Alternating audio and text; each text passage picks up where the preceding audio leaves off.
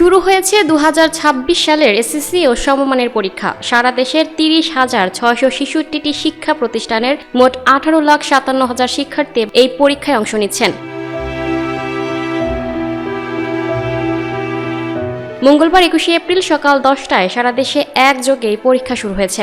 পরীক্ষা শুরুর আগেই সকাল থেকে বিভিন্ন কেন্দ্রে ভিড় করতে দেখা যায় শিক্ষার্থীদের।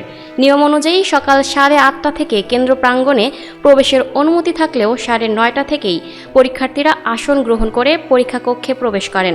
নির্ধারিত সময়ে শান্তিপূর্ণ পরিবেশে পরীক্ষা শুরু হয়। এবছর বাংলা প্রথম পত্র পরীক্ষার মধ্য দিয়েই শুরু হলো লিখিত পরীক্ষা। পরীক্ষা চলবে আগামী 20 মে পর্যন্ত। এরপর ব্যবহারিক পরীক্ষা অনুষ্ঠিত হবে নির্ধারিত সূচি অনুযায়ী। পরীক্ষাকে কেন্দ্র করে আইনশৃঙ্খলা রক্ষাকারী বাহিনীর পাশাপাশি প্রশাসনের পক্ষ থেকেও নেওয়া হয়েছে বিশেষ নিরাপত্তা ব্যবস্থা। কেন্দ্রগুলোতে নকলমুক্ত পরিবেশ নিশ্চিত কঠোর নজরদারি চালানো হচ্ছে। শিক্ষার্থী ও অভিভাবকদের প্রত্যাশা সুষ্ঠু ও সুন্দর পরিবেশে শেষ হবে এবারের এসএসসি পরীক্ষা। Lucky Akter, up to date news, Dhaka.